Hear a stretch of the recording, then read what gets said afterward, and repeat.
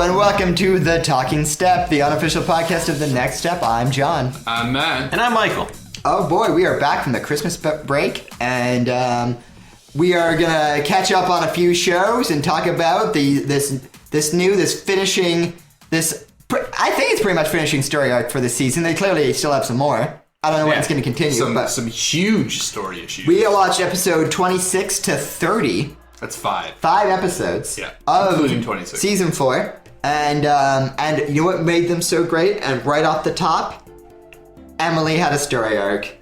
The character we were begging to come back finally came back. And it was refreshing. I liked it. Man. It was great. And she laid down the law. It was great. What I really liked about it is that the show can really, so to speak, beat around the bush with their plot points, and it can take a while for resolution to come. So it was really nice to see Emily just get in there and be like, no, we're doing this now, and it's happening this fast. Yeah. Very efficient. Like right away. Very efficient. So that was refreshing, just to see things happen quickly. Yeah. So like when we last recorded, right when we last left our heroes, it was all is lost moment. Everyone was like, Riley and James were all, they're on the outs because of the dire straits. The Alfie thing. They don't know what's going to happen with the dance qualifier. It's all, they don't even know if they're going to qualify for regionals. And then right at the very end, Emily comes back and she's all like, I'm here to help. And she's going to come in like the hero and save the day. Mm-hmm. And we're wondering, like, where's she been? And why isn't she, like, where did she hear about this? And we find out it's Michelle. Yeah. Yes. Well, not yet. So, right off the bat, she comes in.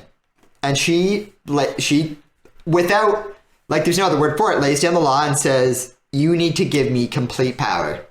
It's just like in Star Wars there, when the Emperor needs full power. Yeah. Except, this. There's even a scene where Riley walks in and Emily is sitting in the chair, turned around, does an evil chair spin. It was perfect. So Emily says that in order for this to work, in order for the studio to be saved and for them to qualify regionals, she's got to take full power. She's got to get full control. And then so Riley, who is just so broken up at this point, she's just like, okay, and she just gives over full power. Now this is a new Emily. This is not like the tamed Emily you saw leave last time, where she was better for her thing. She clearly, her time in solitude has given her maybe a more of an edge. She's more fiery. She's refined her character to season 1 Emily mixed with season 3 Emily, or early season 3 Emily. I think you can just picture Emily. Yeah. She's been at university. She's sitting alone in her res room, meditating, thinking of how to best run the studio. Yeah, it's how it could have been done. Waiting for her moment. She's sitting there, and then it's in a dark room, and then all of a sudden you hear her phone buzz, and her eyes open, and she looks. It's Michelle. Like, it's time. I am needed. Meditating like a Jedi. Yeah. The last Jedi. But it was, and then she shows up, and it's glorious. She shows like a queen. And the monarchy analogy is just perfect in this.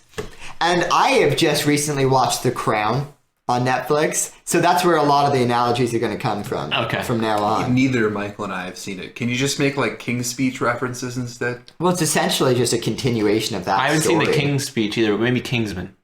Kingsman is not related to the story whatsoever. What are you talking about? The same actor's in it! That doesn't... all you need to know is that the Queen is really awesome. Yeah, we need and that. She's this Netflix on our series currency. proves it. Yeah, but this it wasn't proven in a Netflix series. Like that show is good. I don't believe something until it's been proven in a Netflix something series. Until I see it in a miniseries. That is a fact. Mm-hmm. I'm just saying that like we've had a female on our currency forever, and the States kind of lost their mind when someone pitched Harriet Tubman on theirs. Oh, I remember this. We're so progressive, huh? Yep. Okay, so Emily decides not only to take, like she wants to fix every part of the studio. So first she says, first she's going to fix this, she's working on the James and Riley thing, that's all up in the air. Then she meets up with Amanda and Noah to see what's going on there. Why? She just wants to know what's up, like she's curious. She's just getting down to business. She's not letting. Well, she wants to know the most questionable ship this side of Emily and West of the whole show. You know. I guess as a previous dance captain, and as you know, as part of being dance captain, you have to know the dancers. Right. She's going around catching up on like even down to their relationships and stuff. She's doing what Riley wasn't doing. Well, Riley's distracted here. I don't want to be a Riley apologist because we've been hard on Riley. These few episodes we watched, Riley does not come off as anyone's favorite character. You know, she's on her villain streak. What did I say before? I said this was her villain rising. We did say that, didn't we? So we nailed it on that. It's awesome. This is awesome. They're talking about, you know, Emily wants to.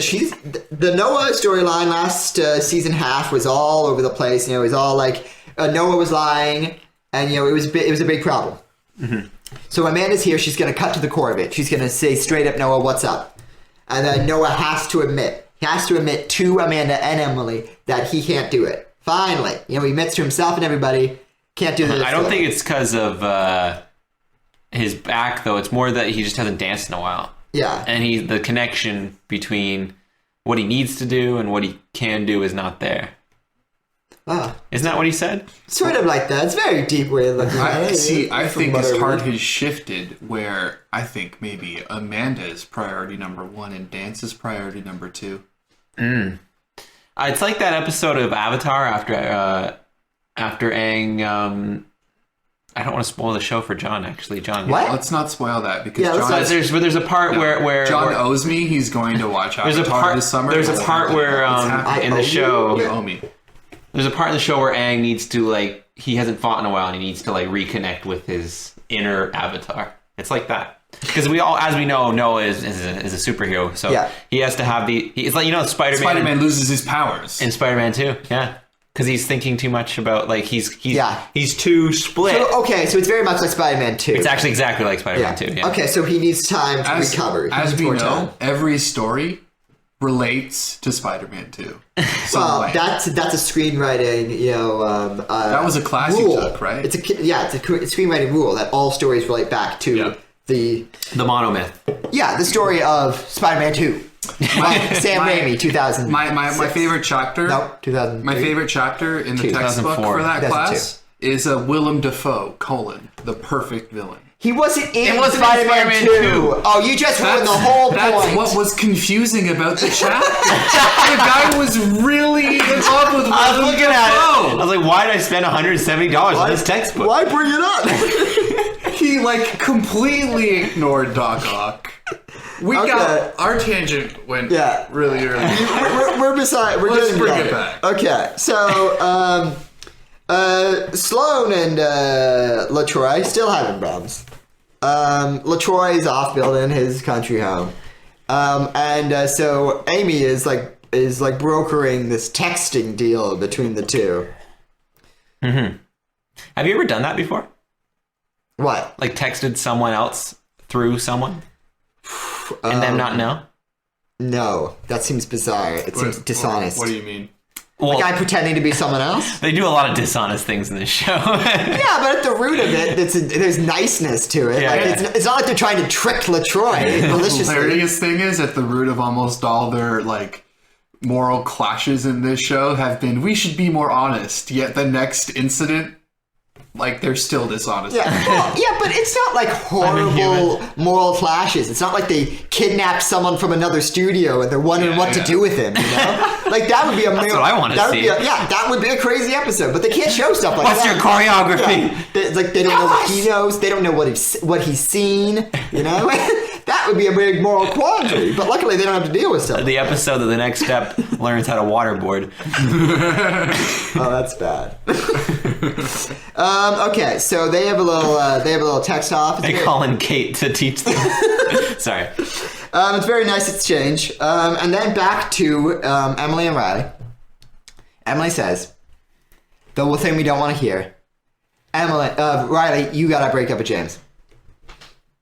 Do you think do you think she's standing on? Does that make sense? You gotta stop hurting James.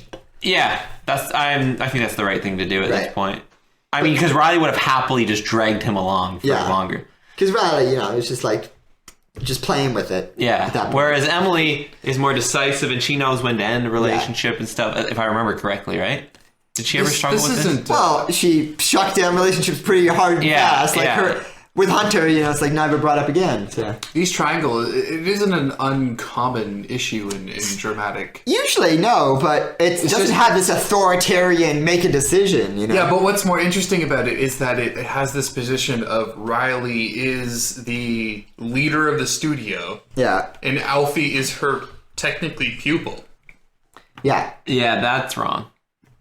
That, to me, that's morally wrong. You shouldn't be doing that. Well, it's desperate times. The reason for that is just because it can cause problems with relationships. But this is a good example to... Maybe this is a good example to kids not to... It's an allegory for the world, A cautionary tale, maybe? A cautionary tale. It's revealed that Michelle called Emily, because Michelle was in on it, obviously. She knew the issues, so she knew who to call. Ghostbusters. So Piper is once again, she doesn't want to dance with Alfie because Alfie is, Mr. like, I do what I do and I don't care, So then Piper throws some sass his way, even though he's a prince. For a prince, he takes a lot of sass from a lot of commoners on this show. Yeah. John and I were discussing this. No one would dare talk to him in his own country like that. In his country, does he have a parliament, or are they only like... He must have... I thought you knew all the Swiss facts. Huh? Where's your Swiss facts now, Matt? Oh, right. He is from Switzerland, right? That was the thing. Come on. You should cut that. Nope. It's staying in. All ineptitudes shall be How come all of John's ineptitudes get cut?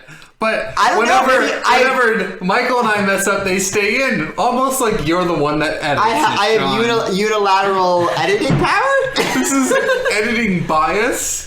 I don't think that's, I'm an artist, okay? I need to make it a certain way. For some reason, I thought that they had created some fictional country that he came from, and it wasn't Switzerland. It's not Princess Diaries. You heard it. How often do we need to reference Princess Diaries? Yeah, see, this all comes back to me thinking it's Princess Diaries. Yeah, you just love that movie so much. I want a Princess Diaries, TV series? No, you think that's marketable? I want the next step Princess... Of course it is. That would be so marketable. Yeah. I want a next step Princess Diaries crossover, mashup, I guess, and where it stars Alfie, and he has to choose between cheating on or forcing this one girl to cheat, or marrying a beautiful princess who doesn't dance. Wait, the guy has to choose? Alfie, yeah. I don't think that's marketable, man. Who's gonna the guys are gonna watch the show? Who's gonna be watching this show? I don't know, man. I'm just spitting ideas. It's right up. Put it right beside Karate: The Next Step. Okay. The Karate Studio. Yeah. Kicks and flips. Kicks and flips. Oh yeah. So Emily and the prince finally face off. And Emily's all like, "Hey, your greasy lines don't work on me, pal. You can't butter me up. All right. I will not be greased." And it's just kind of off-putting for Alfie. She's one of the people that can't be bought. Yeah. Well, how do they say it in crime movies? Like mob movies? Someone who can't be bought? Untouchable. No, untouchable means that you can't stick nothing to him. Right. You can't charge him for any crime. So that's like an Al Pacino. Yeah. Okay. So someone who can't be bought is like someone like the guy with honor. The hero of the mob movie. I messed that up. It wasn't Al Pacino. It's what's the Scarface? No. Serpico. No. Yeah, it is Serpico. Serpico is the one cop who can't be bought. The legitimate bootlegger in Chicago, Al Capone. That's it. Al Capone. That's who I was trying. Did you say legitimate bootlegger? No, he was a mob boss. He was still a criminal. Bootlegger is a term for. But you can't say legitimate bootlegger. When I say legitimate, I was doing some legitimate business. Al Pacino, profiting off the prohibition. Al Pacino wasn't a legitimate. We are way besides the point here. Okay? He was an actor. I'm saying Al Pacino or I keep mixing. Al Capone actually sold alcohol. That's great. So Emily says to Alfie, you've been messing stuff up, and you need to keep yourself in line, okay? You forget yourself, all right, Prince? Yeah. Okay, so let's button it up. And then Alfie's all like, oh, okay. Mm-hmm. And then later on, Piper starts talking smack again, saying that Alfie is, he can't do it, you know, she can't work with him. So, And then Emily tells her, hey, wait, are we at the part where Emily tells her she's can't do it anymore? Yeah, well, first Emily comes back. She says, she lays the whole thing out for Riley. She says, have you broken up with James yet? And Riley's all like, no. But she's still macking on, you know, Alfie whenever she feels. Yeah. Make a choice. So then that's when Emily does her evil chair spin. Yeah. Is this a bad soapbox to stand on when I say when women are indecisive about relationships? Yes. That's all I'm saying. It's okay, but when men are, it's cheating. I say we represent all viewpoints. How about that? Okay. We should probably cut that. Nah. Is that a double standard? I think so. So, no, but we're representing all viewpoints here. That's true. So, doesn't mean we can't have our own. So, Emily says we're cutting Piper. And then she said these are the things that we need to do to make everything work.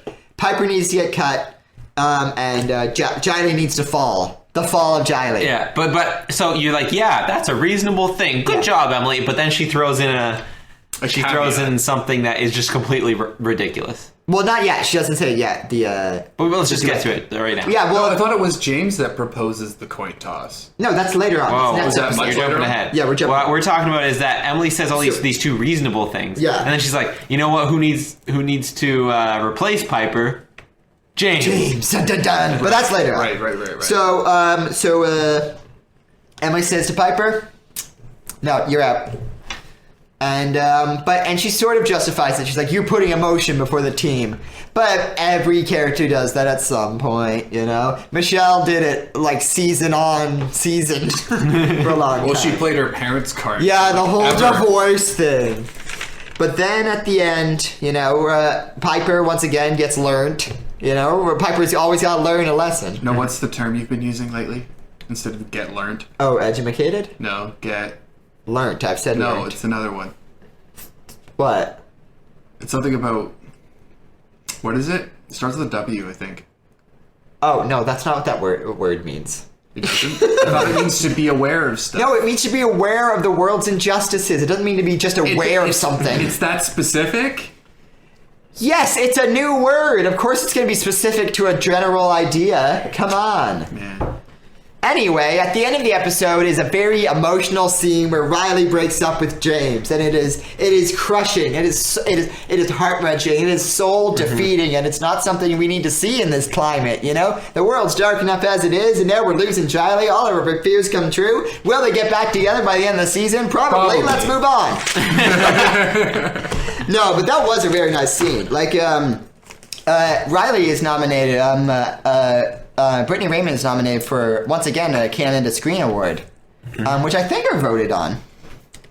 Her and the girl who plays Giselle's sister on Lost and Found are nominated. Isn't that crazy? We haven't finished the new season of Lost and Found because we've been too busy, but from what we have seen, it's pretty awesome. But I guess she has a more emotional arc in the second season. This is the girl that stole the Lynyrd Skynyrd song. Yeah. Well, she didn't steal. She took credit for the Lynyrd Skynyrd song. But from what we have seen, it's so great. Like with the pink fan. Oh man. So this delightful. Are we talking about a new episode now? The next episode, episode 27, Only You. And this episode was directed by Trevor Twardman. Yeah. James's first episode directing. Do we know that for sure though? Well, it's set. Do we know it's his first? Yeah. I don't know it's his first, but I'm pretty sure. I haven't seen that before. I know Lamar Johnson directed previously. Yeah. But this one, either way, looks great. You know, pretty cool. All right, it's called Only You, episode 27. Was it the Miami episodes that Lamar directed? Am I remembering maybe that one correctly? Of those. Oh no, that was pretty far back ago.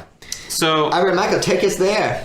So this episode starts with Michelle dancing, and Emily and Riley come in, and they're like, "We're gonna offer you to be dance captain," and then Michelle's like, "No." Too much pressure for me. Been there, done that. Because Michelle is all business now. She only cares about dancing, and that's it. She doesn't want the drama. She doesn't want she helps with other people's problems, but yeah. as far as she's concerned, she's done with drama. Taking a step back. She's going to take a more advisory role. Mm-hmm. She's kind of like, she doesn't want to be dance captain. She just wants to be like the right hand. Yeah. Consigliere is what they call it in the mafia. Sticking it in the secondary character category. Yeah, I think we've pretty much nailed every word for the archetype. So, Noah... Oh, yeah, right. So this is why it was a bad idea for me to jump ahead with James being offered. Yeah, you ruined it, but because whatever, you know. Right here, Noah is offered to dance with Elfie. And he comes in. He's got these crazy ideas. Like, I want to do velociraptors chasing lemurs. He had a fever dream when he was in the hospital, or he was on morphine or something. Yeah, and he had a vision, and it was it sounded artsy. I would have liked it. I mean, perhaps it was a past memory of one of his his alien adventures. Lives, yeah. It's most likely that. Besides a fever dream, I don't know, but that's up for fan theories. That's up for debate. Yeah. Who knows? Maybe his species evolved by passing on their genetic memories to others. Right. The next step. Yeah. So that's how this all gets tied together. The next step is just a big allegory for alien evolution. You know what? Aliens. I have a new theory. Existence of alien I have a new life. theory. They were in purgatory the whole time. That's it. Yeah. There's evidence. There's solid evidence on both sides. Yeah. I came in the other day and I said, "Hey guys, I'm feeling for this next episode of The Talking Step. We should take it from a different artistic angle. Yeah, and perhaps we could run it as if we're all like octopuses. Yeah, octopi. Octopi. We all have. Are you sure that's plural? Doesn't matter. We have to speak as if we come from a world where having eight arms is normal. Okay, this does sound like a fever dream you had. Yeah, this is a fever dream. Yeah. Okay. So you want us to dress up in costume? Yes. I don't know. Well, we're not even filming this. I don't know. It's to get us our minds. We should. You know what? We should do the Insta video. Everyone would love it. Okay, so we're all in our bathrobes. Yeah, I'm actually wearing a bathrobe right now. I'm wearing my nicest old man sweater. You can say it. Cardigan. Cardigan. It's a wool cardigan though. It's different. So classy. Rochelle, Amy, and Skylar, they are sitting in Java Junction. They have been nominated. I don't know. They just chose randomly that they were going to be the dance captain. No, they asked. They asked who wants to. Okay. Those were volunteers. Right. And I love. That's my favorite plot line of the whole thing. So I love that little thing, their competition they were doing. Yeah. So of course Skylar is like, well, obviously, or no, sorry, Rochelle is like, obviously it's going to be me. Yeah. There's no other choice. I mean, come on. And I used to not like Rochelle, but she just gets funnier and funnier. Yeah, she's over the top. She commits to her character. Yeah, she's straight up villain, and I love it. Yeah, it's great. And then Amy is kind of there just out joking to lunch, around. She's completely. She says that she acts extra silly when she's really nervous, which is really detrimental to her. Trying to be an authority as a dance. Have we captain. seen her in an actual competition dance yet? I think so. Well, yeah, she auditioned for that. Yeah, right? She's still a really good dancer, but she likes to be silly, and that's how she rolls. Yeah, as she said before. I think if all of us were in the next step, we would be the Amy's and the Wests. I think I'd be more like the audience proxy guy. I think I'd be more like the driving instructor. Yeah. Oh. Okay. Well, I can imagine myself. I would be something like Amy. I would imagine you, Matt, being more like the Tiffany. Yeah.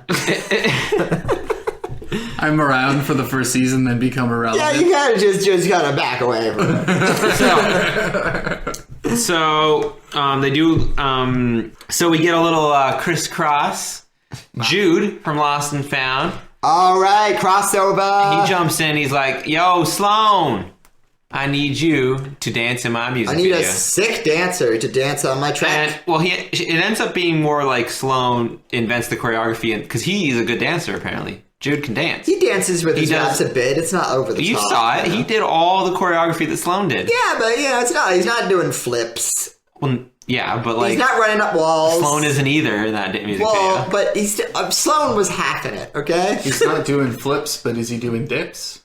That's a question we've all thought at some point in our life, but who knows? But my question is, after that sweet like music video idea, why is Jude? I'm feeling like he's artistically. He's never going to reach the height of that cell phone footage music video. Yeah. Well, that hasn't happened yet, though. Don't you remember this? Oh yeah. Chronologically, this. Okay, we're building up. His hair, actually. We're building up because Jude's hair is different. That's right. Because this was previously. Because obviously this is. Oh wait, no. Hang on. I don't know. No, this is after. You're right. This is after. I love how completely indecisive we are on when anything happened. Scratch that. Reverse it. This all takes place after Lost and Found because this is. So Michelle is with refined John? Michelle. Is Michelle with John yet? Michelle is broken up with John, possibly. Oh. Because we don't know what happens. They are still not together on Lost and Found. Okay. So who knows? But Michelle has sung on Lost and Found. We need a fact board. Yeah. We should write the timeline. The timeline hasn't been written, okay? I think we just don't know. So if they like you go to like Next Step Wiki or something, maybe it's on there. I don't know. We don't know chronologically yet. Let's keep going. So they do their music video, and then we cut back to a panel there of the judges, and they're watching the dance captain recruits, and they all have their ways of hitting a button in a trivia game. So the first test of the dance captain recruiting is knowledge. You know, knowledge checks. You got to know about other dancers. Yeah. And this shows this is really very comedic exchange there, where they have like Skylar has a little bell, and then Rochelle has a squeaky ball. Toy, and then Amy has just a red up light, and it lights up her face. It's quite funny. Yeah. She keeps turning it's on a dimmer switch. Yeah, so it's very slow and it works very well. The comedic timing is perfect. Yeah, that was one of the funniest parts of these episodes. So they do a knowledge test, and Rochelle is so like self-involved. She doesn't know much about her fellow dancers. She's just because she's all like, "Oh, I'm the best dancer." Blah blah blah. Also, she just can't press the squeaky as fast as someone's getting a bell. It's totally unfair. Yeah, I don't know why they all had different outfits. I don't know where they got that light bulb from. But so they're having the. It's to light up Miss Kate's evil back room that she has. Where she ambient lighting stuff. Where she like sacrifices goats and stuff. Typical stuff. Typical, So they do the knowledge test, and Skylar knows the most. Like who is the best dancer at this? Who's most likely to be late? I would have liked if it was like intimate stuff, like stuff from like season 1 throwbacks or something. Yeah. But okay. Well, that's not relevant though. She needs to know. I know, but like they mix it up a bit, and then okay. So what's next up? They do. Oh yeah, well Skylar wins it because Skylar knows. Yeah. So next they do a speech competition. Yeah. And Rochelle gives like this dictator-ish speech. It reminds me of a certain politician that we are not bringing up, but that's pretty broad. There's a lot of politicians that give scary speeches. Yeah, well, recently there's been an influx of a certain one, but we don't need to discuss it because these are happier times. This is the talking set. And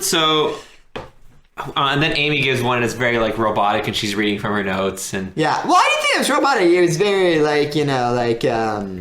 like naive, sort of. It was sort of like that, that's sort of like the class president who promises vending machines, And then, in a stunning performance, Skylar goes, Skylar goes up and she gives her "I have a dream" speech. Well, here's the thing. Pretty much it's not like I would say it's that, but you know what it is more like? It's very Obama-ish, but also to make a Crown reference, it's very much like Winston Churchill. Yeah. Skylar is very much the Winston Churchill of the series, and I'll tell you why. Winston Churchill was known for being the wartime prime minister. Right? Yeah. And after the war ended, he got outvoted. He wasn't prime minister anymore. A new government was installed, and he didn't become prime minister again until after. And it didn't really work out because he was a little too old, and his traditions were a little too like outdated for the time. But he was still like old and wise and stuff, because he was the one who led them through the worst time in modern English history. Right. So he's the wartime dance captain. That's what Skylar is. Skylar is the dance captain the NetStep needs right now during a war. Unexpected. You wouldn't expect it to be Skylar because of her history. But then again, heroes come in surprising shapes and forms. So Skylar is the wizard. So she gives a wartime speech, and she talks about the hope and the dream. Mm-hmm. Very Obama-ish in that way, too. You know? So Noah walks into, what's that room called? Like the lounge? Yeah, still lounge area. Okay. He walks into the lounge, and his eyes go wide because Amanda's she's doing splits. Yeah, like on the, but not just any type of splits. Yeah. She's Van Damming. She's Van Damming, which is a trend. Based on, of course, legendary action movie star Jean-Claude Van Damme. You know, I'm taking this movie on American action films of the 80s. You're taking this class. What did I say? You said you're taking this movie. Sorry, I'm taking this class on American action films in the 80s. That sounds like a fun class. Yeah, it is, but you like a lot Terminator of...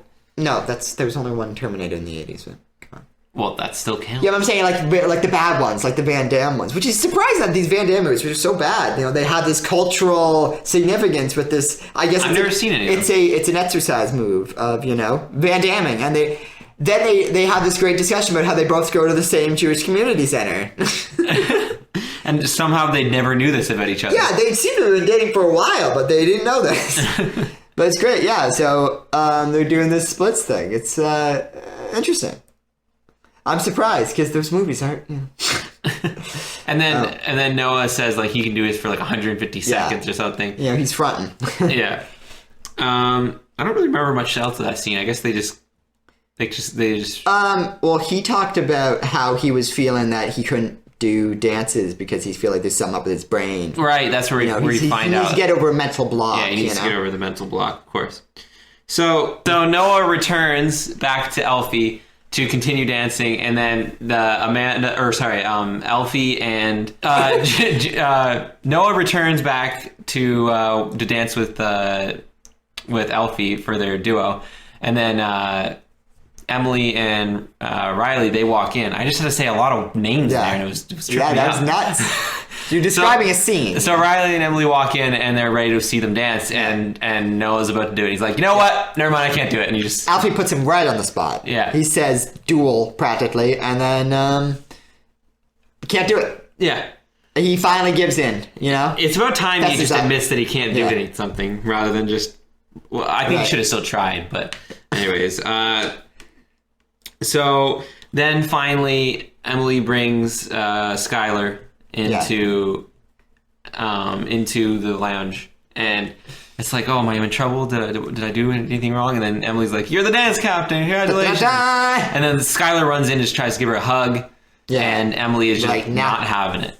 She's a very cold person, it seems. And then she's refined. Yeah, and then she gives her the highly coveted Dance Captain Diary. Yeah, which I guess transitioned from Rochelle to Giselle.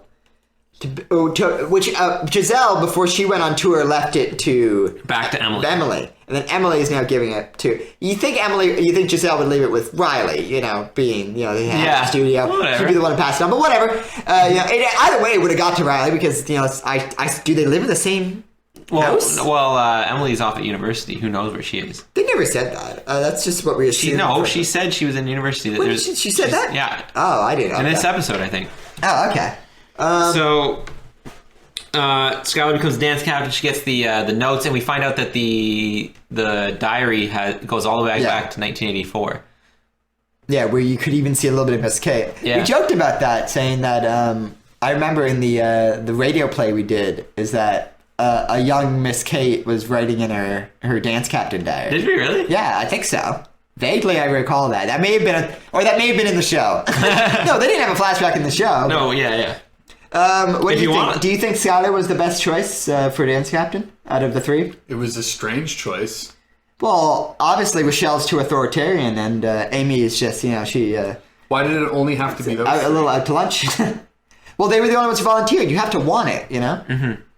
So, why, you're saying it should be a male dance captain? I didn't say that. That seems what you were implying. You said it should have been a democracy amongst everybody?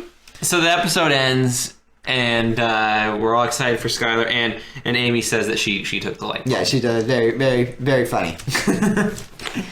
Yeah. That's that episode. That was a good one. You know, Skylar, like at the time, like Skylar, I was questioning it, but we'll get to it. Skylar proves herself. Episode 28, Danger Zone.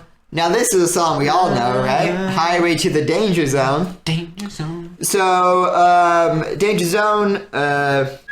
Okay, so they're all talking. Noah's dropped out of the duet. You know, they don't know what to do, right? They're Riley, Michelle, Emily. They're having secret conference, secret circle, right? They're discussing who needs to replace Noah, and Emily pulls out the craziest idea, almost like the worst thing, you know, Riley wants to hear, right? Because Riley she had to break up with James for the betterment of the team. And then what does Emily say? You know who's perfect for this? James. Let's bring James back into play. That sounds like a smart idea. And then, you know, this is just gonna go bad. And then, but you know, Emily is, you know, she's sort of she's manipulating it a bit. She's I think moving the chessboard. I think Emily knows that they could, if you put like the anger that they have towards each other, could be used for some good dancing. But you're saying Emily is doing slightly unethical things for the greater good. That's what Emily does. Yeah, well, that's what she's always done. But it's like you do this to have some semblance of a life. But what life is it? You know, if they have to make these concessions, you know. They have to force this rivalry in order to have this hostility. You know, it's harsh, but anything to get to regionals. Maybe it has to be done. Dire times, you know, dire times. Regionals are right around the corner. They're this close. They're so close, guys. Right. So you know, and then you know, back to they're thinking about the qualifier. It's all up in the air. Ralphie is showing up, like they're doing this Riley meets up with Alfie, and she's all like, and I don't know what we're gonna do. Just hold off a second. I'm working on it. And then you know, Alfie's all like, oh, I want to get my Mac on. You know, they start macking in the hallway there. Yeah. So you know, in order to get the qualifier or the trio, I believe, not the trio. The Skylar is just working out with some of the girls, and she's doing her first exercise, so they're doing this truth and dare thing, right? Yeah. So they do a bunch of wacky shenanigans, as is that's the stable of the show, you know? If you want a downtime, you do wacky shenanigans. In the up times, you dance. Yeah. And so they're doing everything. They're ordering drinks from Java Junction backwards. They're playing truth and dare and talking about you know, Kira Gray's mom, the waitress. Yeah, running, she shows up again. She was there, and I wanted her to be so much more angry with them for their shenanigans, but she seemed pretty chill with it. Yeah, well, I guess maybe they ought to get used to it after a while. Piper's gotta tell Rochelle she loves her. That one was a bizarre one. You know, and then Skylar, you know, in the end, like she has like a very honest moment where she admits that she feels like she might be a bad dance captain. You know, she has a real moment. Really whips up the troops. That's really what this whole sequence was for. Mm-hmm. She whipped up the troops, you know, and not those particular troops, you know, the ones who needed positivity, you know. Yeah. Because Skylar doesn't even, you know, she's not even in the 0% club, you know. Maybe that's why, you know. Is she not? No, I don't think so. I feel like every girl. No, it's only Piper, Cassie, Amy, and Sloane. Okay. All right. So then, for one of the first times, right, in a long time. Well, really, we see some hostility, some actual hostility. James. Yeah. And Alfie. They meet up in Studio B, I think, and they face off. You know. Yeah, it was intense. This is like the first time we've had a real it almost came like to they could fight fisticuffs, each other. You know? Yeah. What do you think of that, Matt? Do you think that charged moment was going to turn into fighting? I didn't think anyone was actually going to take a swing at each other. Well, Come on. know. The worst it was going to be was just a dance off. Oh, what they're going to? Yeah, but like if they're actually in that anger moment, they're not going to dance off like it's in West Side Story I don't or something. understand why you'd be angry at the other guy. I'd be more angry at Riley. both of them. Okay, should be well, angry at you're Riley. thinking these are teenagers, man. You're thinking of a completely different perspective. We're not even arguing that. We're arguing. Do you think You they're gonna asked fight? for my opinion. Well, you were wrong. So there. Alternative fact. I imagine that what would have been a great scene is that if James brought in like his bros, a bunch of dancing bros, and then Alfie brought in a bunch of like royal guards, and then they had a big old dance off. And then that turned into a big old gang fight, like with chains and like brass knuckles and stuff. Anchorman. A lot like that scene in Anchorman. That escalated quickly. But more like I guess you haven't seen it, but The Outsiders.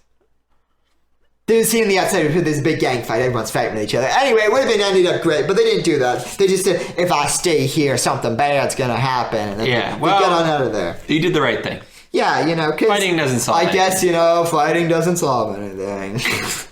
Use your words. Violence only causes more violence. So, Riley, and then after this charge exchange, Riley goes up to James and says, Riley invites James into the office and says, hey, I know I just broke up with you and broke your heart and I'm leaving you for another guy.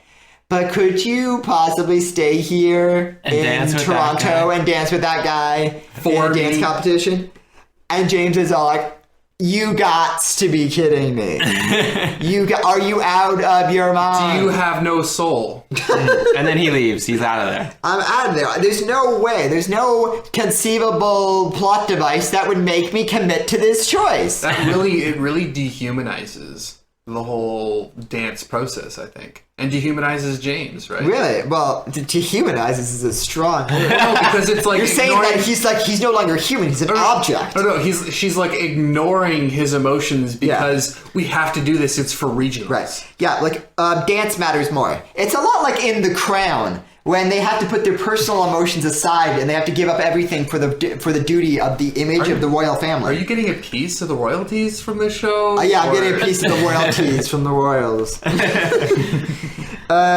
So Alden and Wes call up James on the Skypes, Skype must be getting a little chunk of this Family Channel money, huh? It doesn't show the Skype logo. It's probably just some license. It does have the Skype music, though. That's probably just something the production company does. Does Skype own that music? What? The dial tone? Do they use the Skype dial tone? Oh, maybe then. I don't know. But the iPhone one is used in TV shows a lot, and I don't think iPhone owns that one. Yeah, I don't know. Okay, so they Skype him up, and they're all like, yo, we need you back. And he's all like, I'm on my way. And then, Emily. Oh, no, Alden. No, Alden says you need to get my lucky coin that I didn't bring with me. I guess he left it at the dance studio. Yeah. So the dance studio would be lucky. The lucky coin is back. He said he taped it to the wall in the studio, right? Yeah. So obviously that means that he wanted it to symbolically give good luck to the studio itself, right? Yeah. I'm assuming in Alden's mind that's how it worked out. And I can see why he did that. Then why would he take it? What? He changed his mind. or maybe he's like, you know what? They need it more. Riley doesn't deserve that in her studio. Well, so I don't know how much he knows. Oh, well, yeah, they might know that. So then on his way out, he's interceived by Emily. And the moment we wanted. Remember we said we wanted a Emily James moment? Yeah. And it happens. And Emily says to him, what, are you not going to fight for her now? And you're like, what? And we're like, what? And we were all sitting there like, no, of course not. Yeah, what is Emily's game plan? Like, what's her long game? Does she know that these systems are going to work out if she puts these things in a certain way? Everyone's playing checkers. Emily is playing chess. Yeah, she's manipulating the game like nobody's business. And who knows? Who knows if it's going to work out? Because there's a lot of risk. She didn't see certain things coming. And then James says, nope, I'm still not going to do it. And she said, and he says, you know what? Let's let fate decide. Because now James is all like... He says, coin flip. Yeah. The conveniently placed coin is right there. And that's where the episode ends, is that cliffhanger. And because James is a man of his word, you just know how it's going to go. Yeah. So he flips the coin. If it's heads, he stays. If it's tails, he leaves. Cliffhanger, episode 29, Rivalry. I wonder what that title alludes to.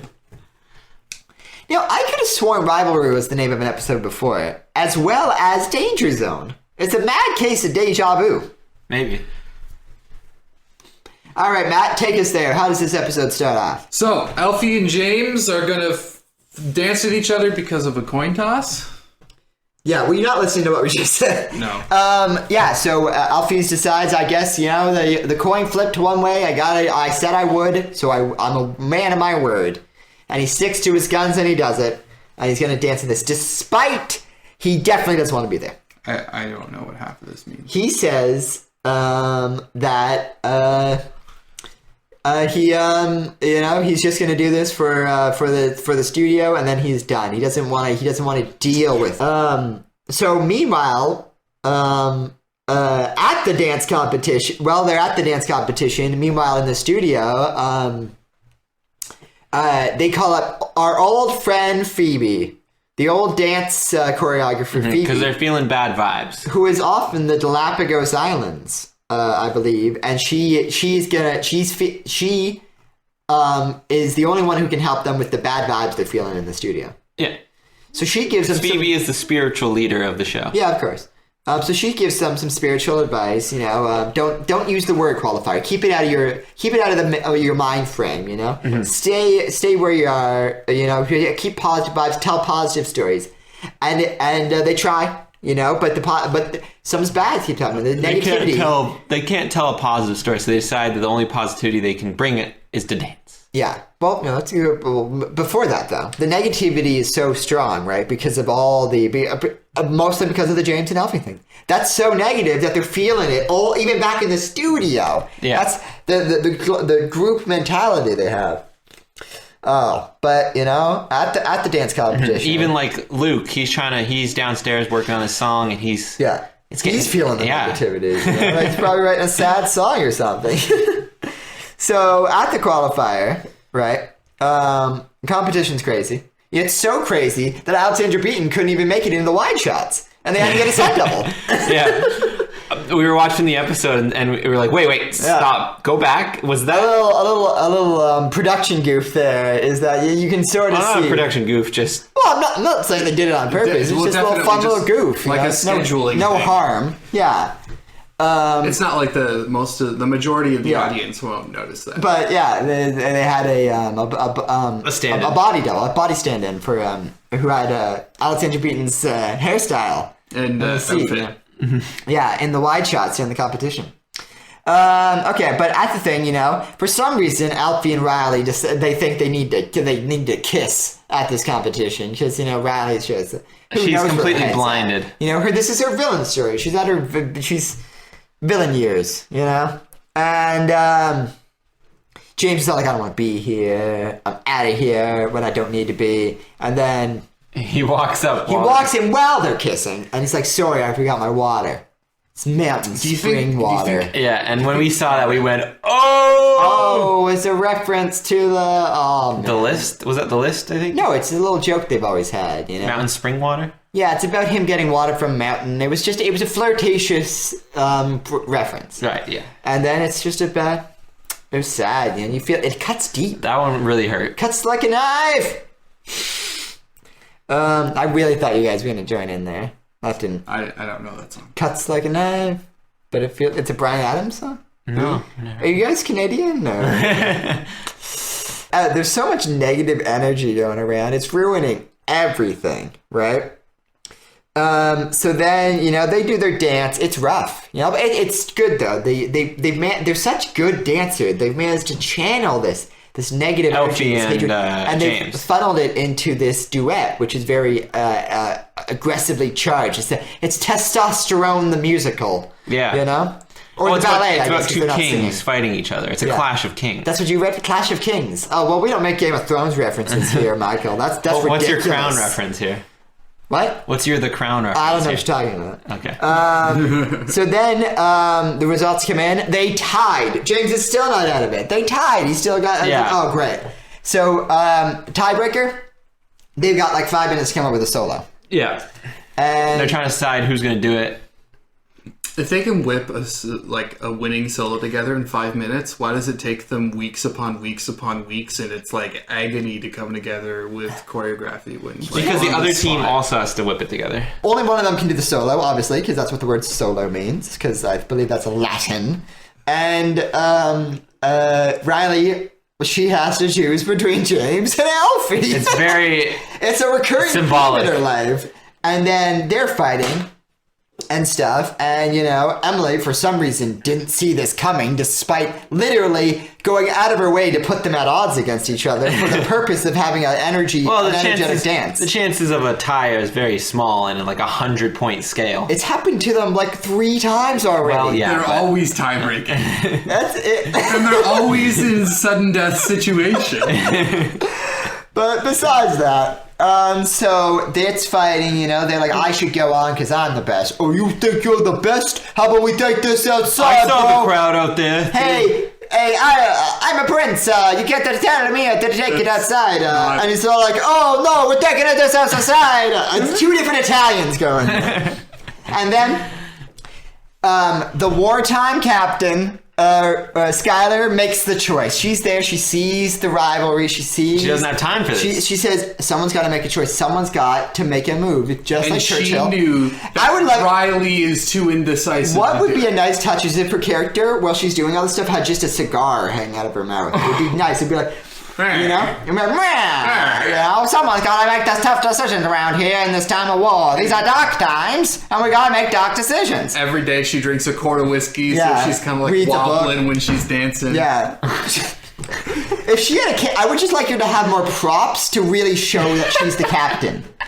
And really be really own the Churchill thing, which I really think, it really appeals to the British people, which I think they love Churchill. I don't know which side they're on there. I think Churchill's... I know they hate Margaret Thatcher, but they must love Winston Churchill, even though from this documentary I watched, well, it doesn't matter. Besides the point. So Skylar makes the captain's choice, and she goes out on stage. Yeah. She decides, she pulls out a solo costume, which we all have. We all keep one of those in our backpack. And she pulls it out, and she's ready to do it. And she brings the house down. She throws all of herself in, and at that moment, she proves herself as dance captain to me. So the other soloist is wearing sunglasses or something. It's bizarre. You were really crapping on the other. I made a joke earlier that one of them was blind and then she came out with one climbed on another's shoulders and they started clapping and you were like, not so good, not so impressive. And I said, what if they were blind? And then you were like, well, they're not blind. And then later on, the girl's wearing sunglasses, so maybe. Well, then she takes them off. Yeah, it doesn't matter. I'm saying it would have been a nice gimmick. It's harder to stand on someone's shoulder than you think. Okay. Give him a little credit. And then, so big drum roll, and Skylar wins. They win. Yeah, and it is a very, as expected. Finally, celebratory. Finally, a win on the show. But the best part of this is that James is like, okay, I'm out. It's sort of like... Peace. It's sort of like... takes off immediately. In the war, when, Churchill started getting more of a fighting against the German forces. Okay. And then, is that how it ends? Yeah, well, Riley... all the positive vibes also translate to meanwhile, back at the studio, they decide to dance out their feelings, as per usual, and the positive vibes come back, and it seems like for once all is well, I guess. I mean, even though Riley and Alfie were making out on stage, and James just walked off. Yeah, but really insensitive. He had a nice poignant moment with Emily beforehand, and Emily said, it's not over. There's still something worth fighting for, and I think that was a good moment to leave it on. I think when Emily came back, she owned it. She brought the house down with this role. Is she in the next episode too? I can't. We're just gonna find out. Last episode we watched was episode 30. Yeah, episode 30. Nobody's perfect. James is at the airport. He's ready to head to London, and Riley calls him up. Yeah. And he answers it, and she's like, thanks for what you did. Riley, I hear you calling. Thanks for what you did. You did a good job. I'm sorry. Everything got all weird. And he's like, yeah, okay. And then he just kind of hangs up. He wasn't in the Toronto airport. Matt and I were discussing it because the Toronto airport is Pearson International, as everyone knows. Uh-huh. He was in some other type of it. It was like AJ International Airport. Like, I wonder what AJ stands for. Well, what's the whole story behind that? So, I just wrote a note to myself here. How am I supposed to support this relationship, I think, between Alfie and Riley, because we're just so upset. We're on James's side here. Yeah, obviously we're on James's side. Who wouldn't be on James's side? Yeah, he just went off to a nice little competition in London. But, in a lot of ways, you see, Riley, she's very confused, and she's gotta You gotta be in the wrong before you can be in the right. Sometimes. Sometimes you gotta make beautiful mistakes. Not everyone knows all the answers right away. That's something. This is one of the things that's always stuck with me. I was in third year and I was in a class called motion graphics, and we learned a lot of philosophical life lessons from motion graphics. Yeah, we learned a lot of philosophy. It was taught by a guy named Phil. Yeah. And he said, you know what, Lasov. As you guys, you're in this creative industry. You're making things all the time, and you know some stuff's gonna be bad. You're gonna make failures, and he said, but that's all right, because every failure teaches you, and then the next time you might not make a failure. Just keep on trying. So he said, sometimes you just gotta make beautiful mistakes, and I think sort of like the reference, like in Westworld, when he said that we are all a product of a billion trillion mistakes. Yeah. That's a nice thing. So even though Riley is making a horrible mistake and is ruining everyone's life, there could be, in the end, when we look back at this, there's be something we can learn from these moments. So the question, and that's life, really. So the question I pose to you guys is Riley and James ever going to get back together? Yeah, probably. You think so? You really think so? I don't know. I guess because you speak of the death of Charlie as if it is fact, sir, and I deny such claims. 3 days, Charlie will be dead. Mark your doors. Okay, so mark your doors. That you're mixing up 2 different stories there. Yeah. So, we meet up with Michelle. She's in her trio. What are they? Is it 3 of them? Trio, yes. Yeah, they're doing a dance with Amy, Michelle, and Amanda. But Michelle is yeah. Okay. She's about to be Miss National Soloist, and she is distracted though. She's sticking. She thinking. Her mindset is, if I do my solo routine, we won't even have to do this trio. So why should I bother learning the choreography one more than the other? Yeah, and they're doing some interesting choreography. They got ropes involved. It's crazy. Yeah, they use some props and stuff. It reminds me of back when they did backpacks, which never got used. Yeah, the legendary backpacks. So I think the big thing to look out. Matt, you need to give verbal confirmations. You can't just nod. You've been podcasting for years. I was waiting for him to call me. We've been recording podcasts since we were 14 years old. Did you see what I was doing? No, I was just yeah, you're just nodding.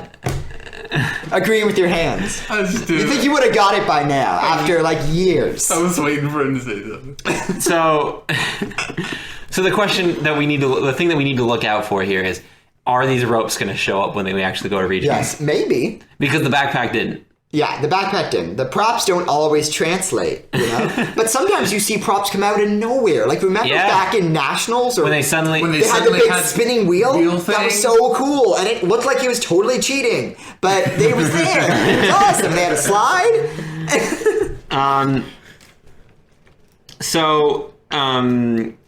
After all of this, let me just read this for a second. Michelle is hilariously selfish. Takes Michelle's spot. Oh, yes. Always note deciphering because we're so lazy. So we get to a point where they question whether Michelle should be even doing this trio. And so they go to Rochelle and they say, hey, maybe you could do it. And Rochelle, of course, jumps on it. She actually knows Rochelle's idea.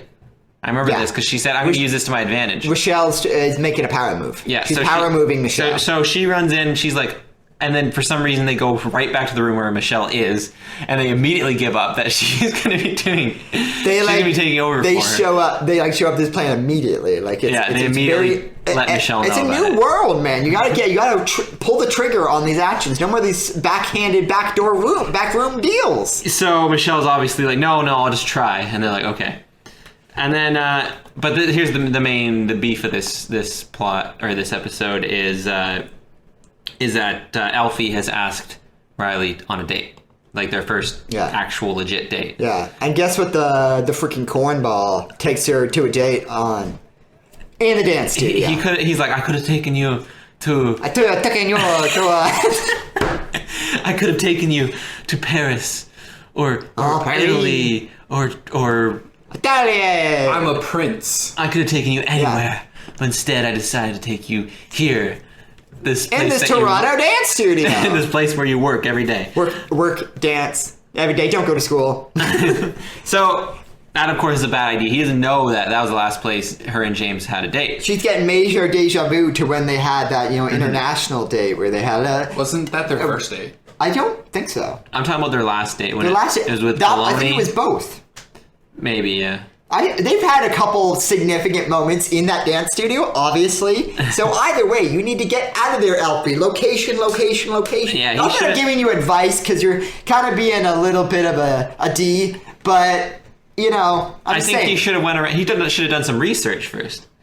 Definitely, a little scoped around a bit. Yeah, because you have to assume. Like I would have assumed if I was Alfie. That they would have had some type of significant moment. They would have had some significant that James and Riley would have had some significant moments. Obviously, like their relationship is the foundation on which the show is built. So, anyways, we cut back to Noah and Amanda. Yeah, and Noah, he is very, very, as usual, he's very skittish about something. He doesn't want to say it, and then he just says it. I'm in love with you, Amanda. He's the big L word. I'm in love with Amanda.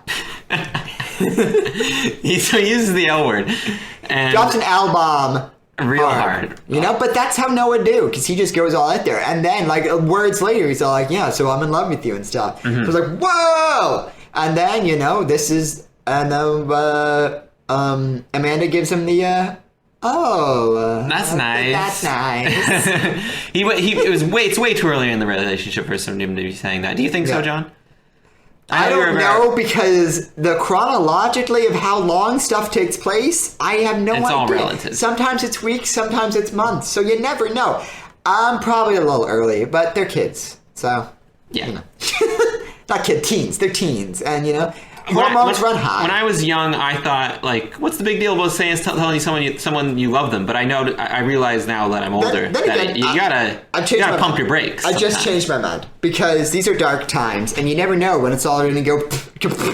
So you might as well if you feel love, you might as well just throw it out there. You think they're like going to war, so just in case they die, they should be in love? No, I'm saying in general, we have this mentality in the world. We did just watch Hacksaw Ridge. You never know when things are going to go. So you might as well just tell the people you love them, right? Okay. Yeah. Okay. Sometimes it'll make you look creepy though. But you got to deal with that. Them's the breaks. But she does admit in one of her talking heads that she does love Noah. She doesn't want to tell him yet. She wants to feel right about it. She wants to feel confident, which is the right thing to do. Yeah. So think about things before you say them, which is a better lesson to learn. So Alfie calls in some fancy food. Yeah, he rubs his bourgeoisie, rich class lifestyle in our faces. Yeah. We're simple plebs, just like plebes. It's the same word. We're just like James. We're peasants, we're commoners, and he's rubbing his. At their last date, at Riley's date, she had bologna sandwiches, and he's bringing bologna. Whatever. Although in England, the word bologna literally means garbage. Garbage? Yeah. It's garbage. So anyways, the pronunciation is important. I'm taking a class on linguistics this year, so I know things. Anyway.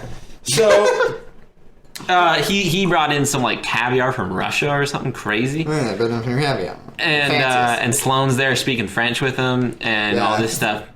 Ironically, that was the most expensive. It was just getting Sloane to serve them and be the receptionist. Yeah. No, actually... Mater D, thank you. Alfie actually... he threatened her... With deportation. Somehow he has those powers. Somehow he has those powers. I can still do it. He can pull strings. So they start dancing and to like this like... He's got a guy with a violin playing, and they have I think Riley starts having like Vietnam style flashbacks. Yeah, she starts tripping out, and she's flashing back to her lovely time with James. And those scenes are so much more loving. The symmetry between the two scenes is, it's clear because in one scene, she and James are like looking into each other's eyes, they're holding each other close, they're slow dancing, it's beautiful, it's iconic, it's iconic. And this scene, she's like dancing with Alfie, and Alfie's all like, I'm in the place I want to be, and then Riley's all like, I am having a crisis of conscience. Yeah, conscience. Sure. Yeah. Pronunciation is important.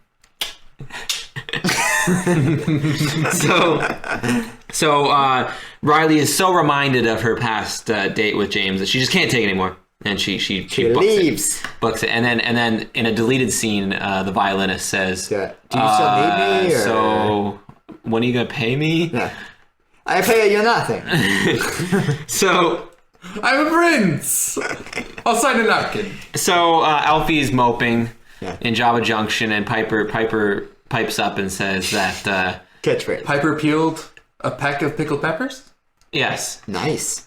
And she Red leather, yellow leather. so she tells Piper tells Alfie that that's where James had their last dates, and now it totally makes sense to him. And it's weird that Piper's being like nice to him now. I guess because they've broken up, and she sees that James has moved on. Maybe.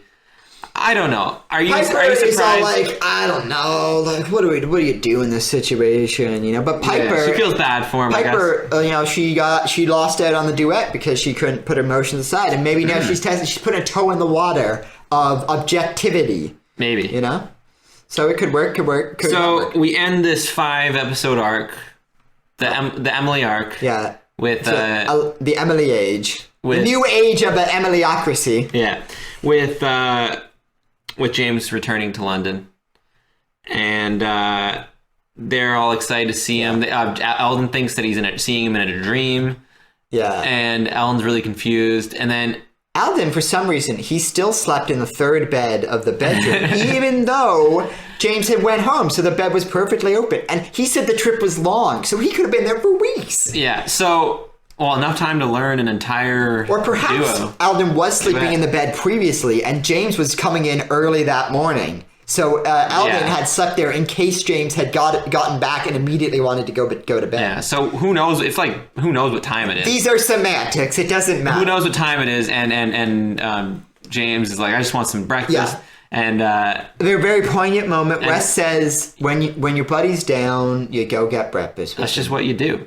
That's just what you do. But you know, it's English breakfast, so it's probably going to be something wacky with like sausage or something. You know, even the breakfast sausage is amazing. Yeah. But that wraps up those episodes, and it was a very nice moment because it was very after the whole heartbreak that James. You get a bit of bromance at the end. It's a new Emilyocracy, but it's really James's story. It's James's fight. These whole episodes.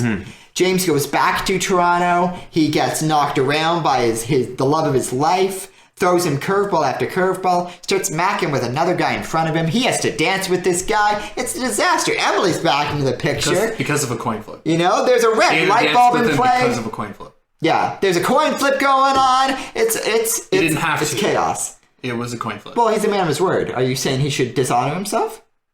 It was a coin flip. He's a man of his word. You have to understand rules. There's rules in these life, all right? Well, I thought they were That's right, kids. If you flip a coin out there, that is sealed. That is a pact. Yeah. So when there's a few more episodes, you know, we'll probably get back on it. You know, we're busy studying in our school, you know, as we all do, you know. Big well, I guess it's not pressure time now. It's just the start of the semester, but it's getting there. I like doing these little runs of episodes, though, because we always manage to choose the right amount that, like, tells a complete story. I felt like this was a complete story. You know, when we used to do it when it was all in 1 week, right? When they would do an episode a night, and then we'd just watch them all in one go. It was great. So it was arc by arc. Yeah. By the week. Sort of like what the old animes used to do, like with the old Pokemon series. Yeah. Okay. Well, you know, that's all for the Talking Step this week. I am John. I'm Matt. And I'm Michael. Talk your step off. It's a callback. Wasn't that the very first one we ever used? Yeah, bring it back. Shot it down and you bring it back like Emily's been brought back. Yeah, it's a callback. Right. I can see the artistic feel to that. Also, I think we need a more identifying word for us to be. Talk your step off. Because that way, you know, it's branding. It's all about branding. We should figure it out. After you said talk your step off. All right. Okay, that was a good dry run.